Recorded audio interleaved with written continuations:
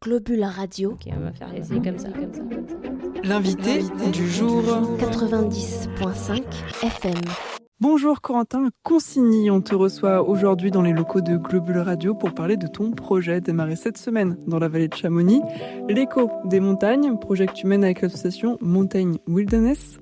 Est-ce que tu peux nous le présenter ? Ce projet, c'est un projet qui a pour objectif de comprendre les enjeux des territoires de montagne, mais dans toute leur diversité, toute la diversité qu'on a en France. Effectivement, je commence par la vallée de Chamonix, mais je vais voir 9 autres territoires tout au long de l'année. Le projet dure 1 an. Donc je le débute là en mai cette année et il se finira en avril de l'année prochaine. Donc l'objectif, c'est de comprendre les enjeux des territoires de montagne en dialoguant avec toute une diversité de personnes sur ces territoires pour comprendre leur attachement à leur territoire, qu'est-ce qui les relie, qu'est-ce qu'elles aiment, qu'est-ce qui fait qu'elles restent ici. Comprendre aussi les enjeux qu'elles y voient, notamment en termes de transition écologique et sociale. Et aussi comprendre comment elles se projettent sur le territoire et quels sont leurs rêves pour le territoire, qu'est-ce qu'elles aimeraient voir advenir par la suite. Et l'objectif final que moi j'ai en tête et qui j'espère se réalisera, c'est de faire une BD de toute cette année, cette aventure à la suite de l'année, parce que je me suis beaucoup posé la question de comment valoriser ce que je vais faire.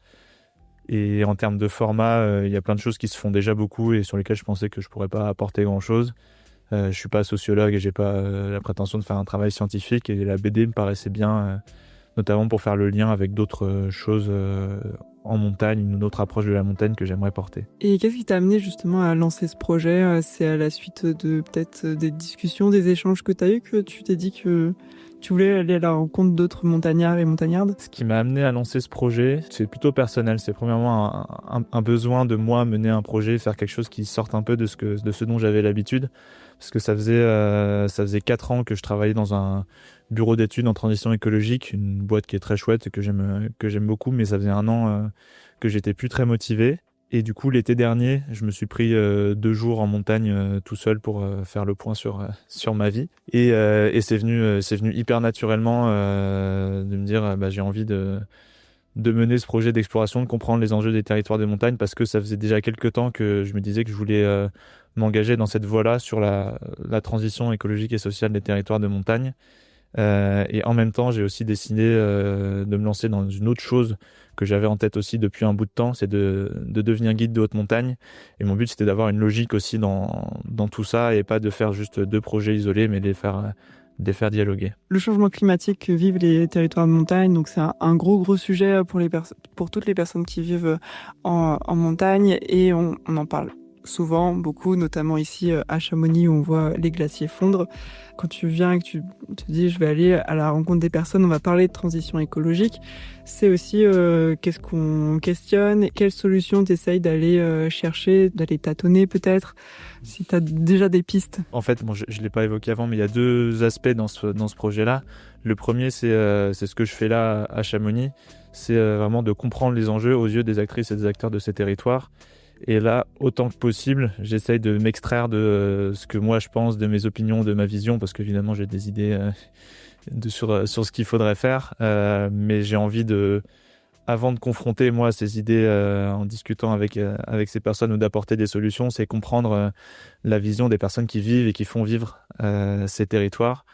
Et du coup, autant que possible sur ces 10 terrains d'études, je vais plutôt me mettre dans une posture d'écoute, sans forcément venir questionner des pratiques, mais plutôt pour comprendre d'où tout ça vient.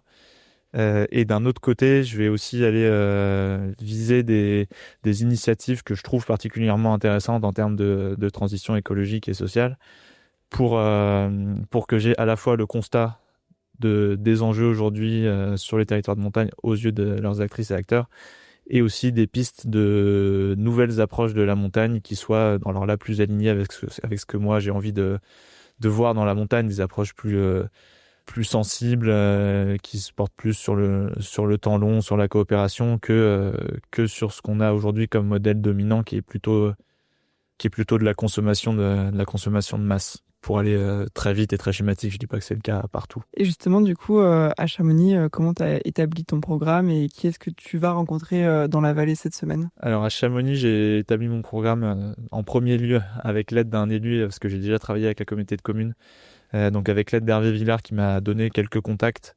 Donc ça, c'est le on va dire, le premier cercle de personnes que je vais voir.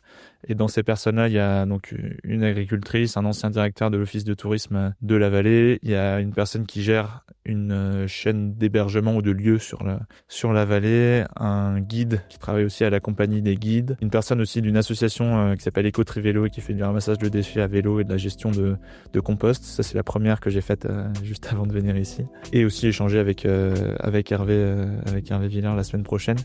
Et donc ça va être une partie de ce que je vais faire. Et maintenant, mon but, une fois que je suis ici, c'est que toutes les personnes avec qui je discute, elles me renvoient vers d'autres, de fil en aiguille, vers d'autres personnes avec qui discuter, pour m'assurer de pas avoir juste une porte d'entrée qui me donne ses contacts sur lesquels il y a forcément un biais, mais d'avoir plein de portes d'entrée différentes, de me permettre de toucher des gens que j'aurais pas touché si j'avais juste eu une ou deux portes d'entrée en amont. Tu démarres par la vallée de Chamonix, je ne sais pas si je l'ai précisé, mais c'est cette semaine que tu commences le projet, donc qui va s'étaler sur un an. Tu vas pas uniquement dans notre vallée, tu vas justement dans d'autres vallées montagnardes, donc dans les Pyrénées, dans les Vosges et même en Corse. Et moi, je me posais la question de comment tu as un peu sélectionné les endroits où tu allais. Il y avait plusieurs critères. Il y avait ce premier critère d'avoir tous les massifs montagneux qu'on a en France. Alors en France métropolitaine plus Corse, donc effectivement les Alpes, les Vosges, le Jura, le Massif central, les Pyrénées et la Corse. Et ensuite, je voulais aussi avoir des territoires qui ont des caractéristiques très différentes. Donc la vallée de Chamonix, c'est très particulier au vu de son histoire, capitale mondiale de l'alpinisme. Tout ça, il y a plein de choses qui font que ce territoire est très particulier. Je vais aussi aller en Haute-Tarentaise où il y a les plus grosses stations de ski de France et qui ont une activité économique qui est très dépendante du tourisme. Mais je vais aussi aller dans les Pyrénées ariégeoises où là il y a une typologie de territoire qui est vraiment différente, qui dépend moins du tourisme. Donc mon but c'est à la fois d'avoir plein de territoires avec des typologies différentes, certains sur lesquels la neige est menacée dans les années à venir, certains qui n'ont pas à s'en soucier dans la décennie qui arrive. Pour voir les différences d'approche, les différences de sensibilité, et aussi pour permettre que tout ça se nourrisse entre les différents territoires. J'aimerais bien faire du lien et pouvoir dire quand je vais sur un territoire, il y a ça qui se passe à cet endroit-là parce qu'ils ont cet enjeu-là maintenant, mais chez vous ça va sûrement arriver. J'aimerais bien faire du lien aussi dans tout ça. Et le dernier point, c'est qu'il y a aussi sûrement une part d'arbitraire où j'ai fait avec ce que je connaissais à peu près ou ce qui me paraissait intéressant. En ayant un projet d'1 an où je vais rester au moins 2 semaines sur les territoires que je visite, je peux pas prétendre à l'exhaustivité. Il y a forcément des choses que je verrai pas. On l'a mentionné au début de cette interview, mais tu réalises ce projet avec une association qui s'appelle Mountain Wilderness France. Comment le lien s'est fait? Tu es administrateur de l'association. Est-ce que tu es devenu administrateur parce que tu avais en tête de faire ce projet? Moi, je me suis un peu posé cette question-là. Et enfin, oui, comment tu as été en contact avec eux? De où c'est parti finalement? C'est parti de mon projet. Avant, j'étais pas engagé plus que ça dans l'association. Je la connaissais, je suivais les actions parce qu'elles me paraissaient très intéressantes. Mais quand j'ai eu l'idée de faire ce projet, je voulais pas le faire tout seul. Parce que j'avais aussi besoin qu'ils s'inscrivent dans quelque chose de plus large que juste c'est moi qui fais mon projet pour me faire plaisir et j'avais envie de m'inscrire dans une dynamique collective plutôt que d'ajouter quelque chose à un réseau et un écosystème qui est déjà très dynamique. Mountain Wilderness, c'est la première association que j'ai contactée pour ça parce que je la connaissais déjà et que je suis toujours aligné avec ce que fait l'association. Et du coup, avec Mountain Wilderness, moi j'avais contacté Fiona Mill, la présidente, avec qui j'ai pris un café à Grenoble en septembre. On s'est dit que ça serait chouette que mon projet s'intègre soit porté par Mountain Wilderness. Ça, on l'a acté, je sais plus, février-mars cette année. Et au fur et à mesure des échanges, moi j'avais aussi une envie de reprendre des engagements associatifs que j'avais pendant mes études, plutôt dans les mouvements climat jeunes, mais que j'avais complètement abandonné en commençant à travailler il y a 4-5 ans. Et il y avait l'AG de Mountain Wilderness en mars, et le directeur m'a proposé de candidater au poste d'administrateur, ce que j'ai fait. Mais du coup, maintenant, je suis aussi au conseil d'administration de Mountain Wilderness, mais ça n'a pas rien à voir, mais c'est pas directement lié au fait que je mène ce projet-là. Et j'essaie de bien faire la distinction entre mon rôle d'administrateur et mon rôle de porteur de projet.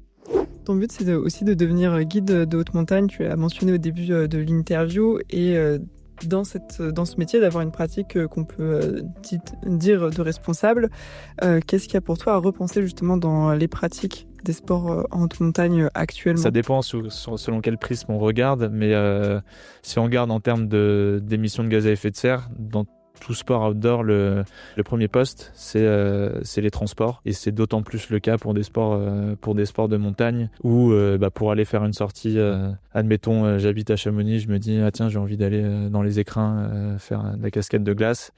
Et la plupart du temps, la pratique dominante en tout cas, c'est de prendre sa voiture pour aller avec tout son matos de montagne pour aller dans les écrins. Et moi, c'est le premier truc que j'ai envie de traiter là-dessus, c'est nos manières de nous déplacer qui disent aussi beaucoup de choses de notre pratique. Et j'ai aussi ce biais-là parce que c'est ce sur quoi je travaillais avant, comment faire en sorte que les gens se déplacent moins en voiture. Mais pour moi, la première chose, ça serait d'avoir des pratiques qui soient plus locales, moins avoir cette logique sans forcément complètement l'enlever, mais cette logique de on va faire 1 ou 2 fois par an une expédition au Népal, en Patagonie, machin, mais plutôt recentrer une pratique autour de chez soi. Dans les Alpes, certes, il y a beaucoup de choses qui ont déjà été explorées, mais on l'a vu cet hiver, il y a plein de nouvelles voies qui ont été ouvertes, il y a encore plein de choses à faire, et aussi il y a d'autres choses à faire que d'ouvrir des voies. Il y a repenser la manière dont on fait nos approches, faire son approche à vélo ou en marchant. Pour moi, ça a beaucoup plus de sens que faire mon approche en prenant une benne pour monter à l'Aiguille du Midi et en faisant ma course à la journée. Je préfère prendre le temps et c'est ça que j'ai envie de pousser et de transmettre quand je serai guide, si jamais je le suis, parce qu'il y a encore du chemin à parcourir. Et ce que j'ai envie de transmettre aussi, mais je pense que ça c'est plus une généralité, peut-être une platitude, mais c'est cette approche de la montagne et la beauté des milieux, et aussi permettre à des personnes qui sont éloignées de ce milieu-là d'aller en montagne, comme le font déjà plusieurs associations comme 82 4000 Solidaires ou En passant par la montagne.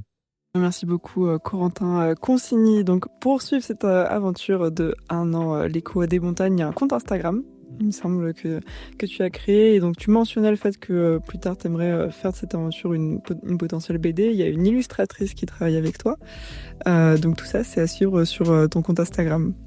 Tout à fait, c'est tout nouveau pour moi, mais j'essaie d'entretenir ça et de communiquer sur ce que je fais. Globule Radio. Ok, on va faire essayer comme ça. L'invité du jour. 90.5 FM.